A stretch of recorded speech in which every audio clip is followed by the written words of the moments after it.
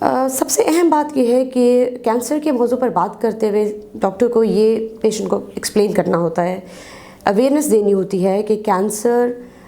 بے شک خطرناک ہے مگر قابل علاج ہے۔ مرہم یوٹیوب چینل کو سبسکرائب کریں اور بیل کے آئیکن پر کلک کریں۔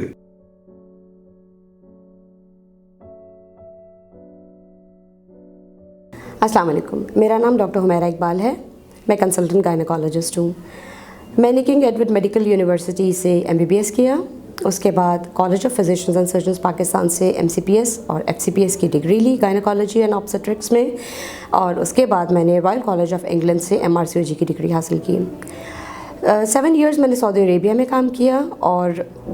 گزشتہ 3 سال سے میں پاکستان میں پلس میڈیکل کمپلیکس، ہیلتھ برج ہاسپٹل، عیشا ہاسپٹل اور ہیلتھ کیئر ہاسپٹل میں سرو کر رہی ہوں۔ میری اسپیشل انٹرسٹ گائنیکالوجی میں جو ہے وہ زیادہ تر گائنیکولوجیکل کینسرز اور لیپروسکوپک سرجری، جسے مائکرو انویزو سرجری کہتے ہیں، جس میں پیشنٹ کو چھوٹے سے کٹ میں اس کی سرجری کی جاتی ہے تاکہ کم سے کم کمپلیکیشنز ہوں۔ فیوچر میں میرا ارادہ ہے کہ کسی کینسر ہاسپٹل کے ساتھ میں افیلیٹ ہو جاؤں، کیونکہ پاکستان میں نے دیکھا ہے کہ کینسرز کی ریشو بہت بڑھتی جا رہی ہے، اور جو مین چیز ضرورت ہے اس بات کی کہ لوگوں کو اویئرنیس دی جائے کہ cancer, how to fight with cancer and how to prevent cancer, کیونکہ لوگوں میں اویئرنیس کی بہت زیادہ ضرورت ہے۔ سو انشاءاللہ مستقبل میں انگلینڈ سے ہی میرا ارادہ ہے کہ میں کینسر اسپیشیالٹی میں مزید پروگریس کروں۔ آج کا جو ہمارا موضوع ہے وہ گائنیکولوجیکل کینسرز پر ہے، اور گائنیکولوجیکل کینسرز میں کچھ اسپیسیفک کینسرز ہوتے ہیں، جس میں بریسٹ کینسر جیسے چھاتی کا کینسر کہتے ہیں، یوٹرس کا کینسر، اووریز کا کینسر، ویجائنا کا کینسر، یہ سارے کینسرز اس میں شامل ہوتے ہیں۔ سب سے اہم بات یہ ہے کہ کینسر کے موضوع پر بات کرتے ہوئے ڈاکٹر کو یہ پیشنٹ کو ایکسپلین کرنا ہوتا ہے، اویئرنیس دینی ہوتی ہے کہ کینسر بے شک خطرناک ہے مگر قابل علاج ہے، کیونکہ لوگ کینسر کا نام سنتے ہی یہ سمجھ بیٹھتے ہیں کہ اب اس مریض کو موت سے کوئی نہیں بچا سکتا۔ زندگی اور موت اللہ کے ہاتھ میں ہوتی ہے، مگر جو اسپیشیالٹی یا جو ٹریننگ ڈاکٹرز نے کینسر ٹریٹمنٹ میں لی ہوتی ہے اس کو ڈاکٹر ہی بہتر جان سکتا ہے، اور ڈاکٹر کا کام ہوتا ہے کہ اس پیشنٹ کو کس طرح کاؤنسل کرنا ہے towards cancer treatment and prevention. سو آج کا جو موضوع ہے اس میں سب سے پہلے میں جو ڈسکس کرنے جا رہی ہوں وہ ہے یوٹرائن کینسر، یعنی بچہ دانی کا کینسر، یوٹرس کا کینسر۔ اس کی بھی شرح بڑھتی جا رہی ہے ہمارے ملک میں، اور اس کی وجہ یہ ہے کہ شادیوں کا دیر سے ہونا، موٹاپا، خوراک میں امبیلنس نیوٹریشن لینا، اور بہت ساری ہیلتھ کی باتوں کا اویئر نہ ہونا۔ سو میرا آج یہ کام ہے کہ میں آپ لوگوں کو اویئرنیس دوں اس بات پر کہ یوٹرس کے کینسر سے کیسے بچا جا سکتا ہے۔ کچھ ہارمونل پلز ہوتی ہیں جن کو لینے سے یہ پرابلم ہو جاتی ہے۔ پیریڈز کا ہیوی ارریگولر ہونا، اس کے لیے بھی آپ کو ڈاکٹر کو فوری طور پر دکھانا ضروری ہوتا ہے، آپ اس کو لائٹ نہیں لے سکتے۔ کہنے کا مقصد یہ ہے کہ کوئی بھی ایب نارمل علامت یا غیر معمولی بات اگر آپ کو محسوس ہو، جیسے گلٹی کا محسوس ہونا، ارریگولر یا ہیوی بلیڈنگ کا ہونا، خارش کا ہونا، ویجینل ڈسچارج کا ہونا، کوئی آپ کو پیٹ میں بھاری پن کا محسوس ہونا، بھوک کا کم لگنا، وزن کا زیادہ گھٹنا، اور کوئی جسم میں گولا یا کوئی رسولی محسوس ہونا، اگر آپ کو ان میں سے کوئی بھی علامت محسوس ہوتی ہے تو آپ کا کام ہے آپ فوری طور پر اپنی گائنیکالوجسٹ سے رجوع کریں۔ تو یوٹرائن کینسر کا علاج بر وقت کیا جا سکتا ہے، اور اگر سمٹمز کو ٹائملی ڈیٹیکٹ کیا جائے اور بر وقت تشخیص کی جائے تو اس کا علاج ممکن ہے۔ اس کے علاج میں یہ ہوتا ہے کہ اگر کینسر یوٹرس کی اندرونی حد تک ہے، جیسے ہم انڈومیٹریل ہائپرپلیزیا کہتے ہیں کہ یوٹرس کے اندر کی تہہ موٹی ہو جائے، تو اس کو سیمپل بایوپسی، پیپل بایوپسی یا DNC کے ذریعے اس کی سیمپلنگ کی جاتی ہے، اور لیبارٹری میں اس کی تشخیص کی جاتی ہے۔ اگر اس میں کینسر آ جائے تو یوٹرس کو ریموو کیا جاتا ہے، اور اس کے بعد یوٹرس کا سیمپل بھی لیبارٹری میں بھیج کر اس کی تشخیص کی جاتی ہے کہ کینسر کہاں تک اسپریڈ ہوا ہے۔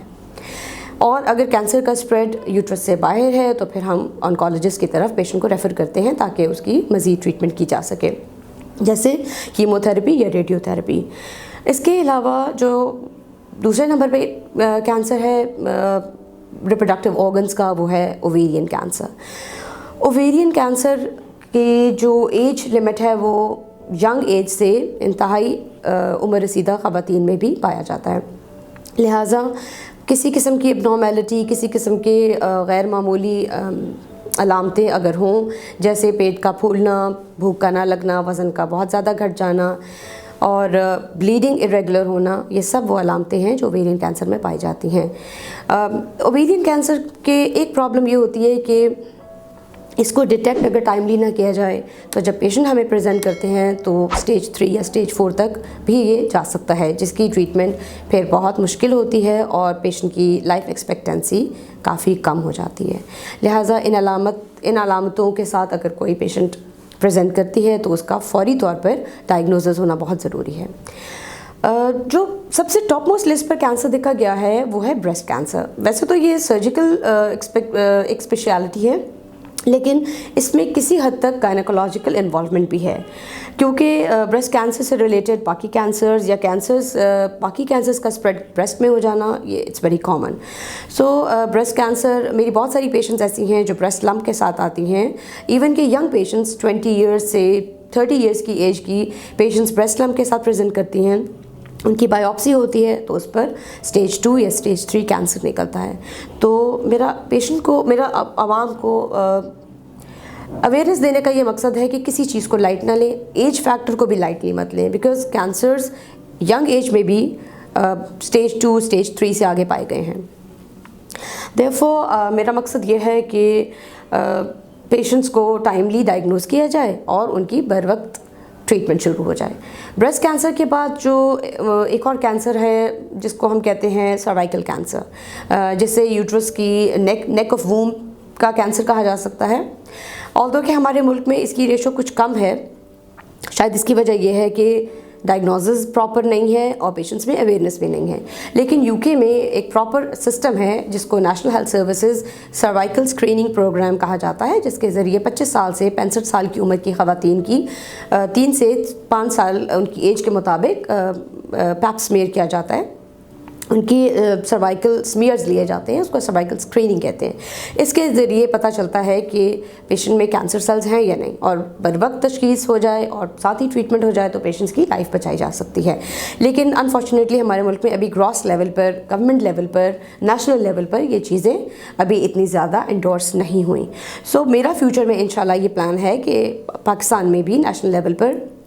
سروائکل اسکریننگ پروگرام کو بہت عام کیا جائے، تاکہ لوگوں میں ایک تو اویئرنیس ہو اور دوسرا کینسر کی بر وقت تشخیص ہو سکے۔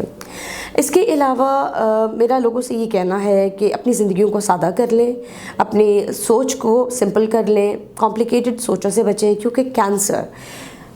بہت سارے فیکٹرز کے ساتھ ساتھ ایک سٹریس بھی ہے جس کی وجہ سے کینسر کی ریشو بڑھتی جا رہی ہے۔